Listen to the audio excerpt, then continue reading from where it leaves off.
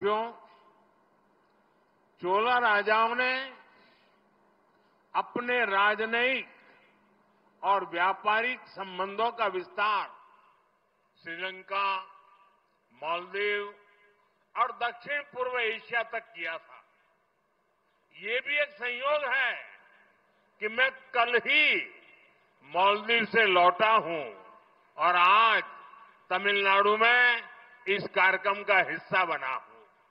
நண்பர்களே, சோழ அரசர்கள் தங்களுடைய அரசியல் மற்றும் வியாபார தொடர்புகளின் விரிவாக்கத்தை இலங்கை, மாலத்தீவுகள் மற்றும் தென்கிழக்கு ஆசியா வரை செய்திருந்தார்கள். நான் நேற்று தான் மாலத்தீவுகளிலிருந்து திரும்பி வந்தேன். இன்று தமிழ்நாட்டின் இந்த நிகழ்ச்சியிலே நான் கலந்து கொள்ளுகிறேன். மிக உவப்பெய்துகிறேன்.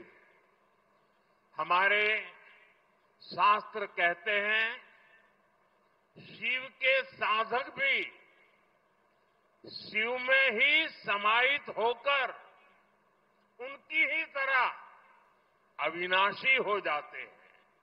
इसलिए शिव की अनन्य भक्ति से जुड़ी भारत की चोला विरासत भी आज अमर हो चुकी है। நண்பர்களே, சிவபக்தர்களே, சிவனை வழிபாடு செய்பவனும் சிவபெருமானிலேயே கலந்து விடுகிறான், அவரைப் போலவே அழிவற்றவனாகி விடுகிறான் என்று நமது சாத்திரங்கள் ஓங்கி ஒலிக்கின்றன. ஆகையால் தான் சிவபெருமானிடத்திலே ஆழ்ந்த பக்தி கொண்ட பாரத தேசத்து சோழர்களின் பாரம்பரியமும் கூட இன்று அமரத்துவம் அடைந்து விட்டது. राजा चोला, राजेंद्र चोला, ये नाम भारत की पहचान और गौरव के पर्याय है। चोला साम्राज्य का इतिहास और विरासत ये भारत के वास्तविक सामर्थ्य का, ट्रू पोटेंशियल का उद्घोष है। ராஜராஜ சோழன், ராஜேந்திர சோழன், இந்த பெயர்கள் பாரதத்தின் அடையாளங்கள், கௌரவத்தின் இணை சொற்கள். சோழ பேரரசு, சோழ சாம்ராஜ்யத்தின் வரலாறு மற்றும் பாரம்பரியம், இவை பாரதத்தின் மெய்யான வல்லமையின் இயலாற்றலின் பிரகடனங்கள். ये भारत के उस सपने की प्रेरणा है जिसे लेकर आज हम विकसित भारत के लक्ष्य की ओर आगे बढ़ रहे हैं। मैं इसी प्रेरणा के साथ राजेंद्र चोला द ग्रेट को नमन करता हूं। பாரதத்தின் அந்த கனவு அளிக்கும் உத்வேகத்தால் உந்தப்பட்டு இன்று நாம் வளர்ச்சியடைந்த பாரதம் என்ற இலக்கை நோக்கி முன்னேற்றம் கண்டு வருகின்றோம். நான் இந்த உள்ளெழுச்சி காரணமாக பெரும் பராக்கிரமன் ராஜேந்திர சோழனை வழுத்துகின்றேன். पिछले कुछ दिनों में आप सभी ने आड़ी तिरुवादिरी उत्सव मनाया है। आज उसका समापन इस भव्य कार्यक्रम के रूप में हो रहा है। मैं इसमें सहयोग करने वाले सभी लोगों को बधाई देता हूं। கடந்த சில தினங்களில் நீங்கள் அனைவரும் ஆடி திருவாதிரை உற்சவத்தை கொண்டாடினீர்கள். இன்று அதன் நிறைவு இந்த மகத்தான நிகழ்ச்சி வாயிலாக நடைபெற்றுக் கொண்டிருக்கின்றது. நான் இதற்கு தோள் கொடுத்த அனைவருக்கும் என் நல்வாழ்த்துக்களை தெரிவித்துக் கொள்ளுகின்றேன். साथियों, इतिहासकार मानते हैं कि चोला साम्राज्य का दौर भारत के स्वर्णिम युगों में से एक था। इस युग की पहचान उसकी सामरिक ताकत से होती है। मदर ऑफ डेमोक्रेसी के रूप में भारत की परंपरा को भी चोला साम्राज्य ने आगे बढ़ाया था। इतिहासकार के नाम पर ब्रिटेन के मैग्ना कार्टा की बात करते हैं, लेकिन कई सदी पहले चोला साम्राज्य में कुड़ा वोलोई अमयिप से लोकतांत्रिक पद्धति से चुनाव होते थे. நண்பர்களே, சோழ சாம்ராஜ்யத்தின் காலகட்டம் பாரதத்தின் பொற்காலங்களில் ஒன்றாக இருந்தது என்று வரலாற்று ஆசிரியர்கள் கருதுகின்றார்கள்.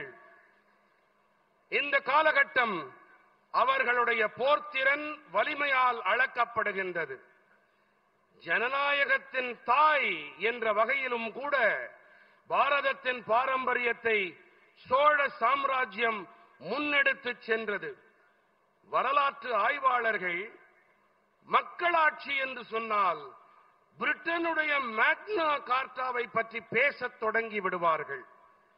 ஆனால் பல நூற்றாண்டுகள் முன்பாகவே சோழ சாம்ராஜ்யத்தில் குடவோலை முறை வாயிலாக ஜனநாயக வழிமுறைப்படி தேர்தல்கள் நடந்தன. आज दुनिया भर में वाटर मैनेजमेंट और इकोलॉजी प्रिजर्वेशन की इतनी चर्चा होती है. हमारे पूर्वज बहुत पहले से इनका महत्व समझते थे. हम ऐसे बहुत से राजाओं के बारे में सुनते हैं जो दूसरी जगह पर विजय प्राप्त करने के बाद सोना, चांदी या पशुधन लेकर आते थे. लेकिन देखिए, राजेंद्र चोला की पहचान वे गंगाजल लाने के लिए है. वो गंगाजल ले आए थे. இன்று உலகெங்கிலும் நீர் மேலாண்மை, சூழலியல் பாதுகாப்பு ஆகியவை பற்றிய ஏராளமான விவாதங்கள் நடக்கின்றன. நமது முன்னோர்களோ மிக பழமையான காலத்திலேயே கூட இவற்றின் மகத்துவத்தை நன்கு அறிந்து வைத்திருந்தார்கள். மற்ற இடங்களிலிருந்து தங்கம், வெள்ளி அல்லது பசுக்கள், பிற கால்நடைகள் என்று கவர்ந்து வந்த பல அரசர்களை பற்றி நாம் கேள்விப்பட்டிருக்கின்றோம். ஆனால் பாருங்கள், ராஜேந்திர சோழனுடைய அடையாளமோ புனித கங்கை நீரை கொண்டு வந்ததோடு இருக்கிறது. राजेंद्र चोला ने उत्तर भारत से गंगा जल लाकर दक्षिण में स्थापित किया. गंगा जलमयम जयस्तंभम, उस जल को यहां चोला गंगा एरी, चोला गंगा झील में प्रवाहित किया गया, जिसे आज பொன்னேரி झील के नाम से जाना जाता है. ராஜேந்திர சோழன் வடபாரதத்திலிருந்து புனித கங்கை நீரை கொண்டு வந்து தெற்கிலே நிறுவினான். கங்கா ஜலமயம் ஜெயஸ்தம்பம், இந்த நீரை கொண்டு இங்கே சோழகங்கை ஏரியிலே இட்டு நிரப்பினான். இது இன்று பொன்னேரி என்ற பெயரால் அழைக்கப்பட்டு வருகின்றது. साथियों, राजेंद्र चोल ने गंगई कौन चोलपुरम कोविल की स्थापना भी की थी. यह मंदिर आज भी विश्व का एक आर्किटेक्चरल वंडर है. ये भी चोला साम्राज्य की ही देन है कि मां कावेरी की इस धरती पर मां गंगा का उत्सव मनाया जा रहा है. ராஜேந்திர சோழன் கங்கை கொண்ட சோழபுரம் ஆலயத்தை நிர்மாணமும் செய்தான். இந்த ஆலயம் இன்றும் கூட உலகின் ஒரு கட்டிடவியல் அற்புதமாக திகழ்கின்றது. அன்னை காவிரி பெருகி பாயும் இந்த பூமியிலே அன்னை கங்கைக்கு திருவிழா எடுக்கப்படுவது என்பதும் கூட சோழ சாம்ராஜ்யத்தின் நற்கொடையாகும்.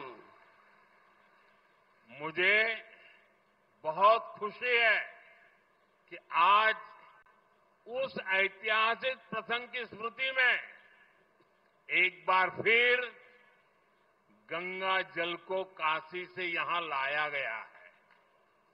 अभी यहां मैं जब पूजा पाठ करने के लिए गया था, विधि पूर्वक अनुष्ठान संपन्न किया गया है, गंगा जल से अभिषेक किया गया है और मैं तो काशी का जनप्रतिनिधि हूं और मेरा मां गंगा से एक आत्मीय जुड़ाव है। चोला राजाओं के ये कार्य, उनसे जुड़े ये आयोजन, ये एक भारत श्रेष्ठ भारत के महायज्ञ को नई ऊर्जा, नई शक्ति और नई गति देते हैं। அந்த வரலாற்று முக்கியத்துவம் கொண்ட பின்புலத்தின் நினைவினிலே மீண்டும் ஒருமுறை கங்கை நீரை காசியிலிருந்து இங்கே கொண்டு வந்திருப்பது எனக்கு மட்டற்ற மகிழ்ச்சியையும் உவகையையும் அளிக்கின்றது. தற்போது இங்கே நெறிப்படி அனுஷ்டானங்கள் நிறைவு செய்யப்பட்டிருக்கின்றன. புனித கங்கை நீரால் அபிஷேகங்கள் செய்யப்பட்டன. நான் காசியின் மக்கள் பிரதிநிதி. கங்கை அன்னையிடம் எனக்கு ஆன்ம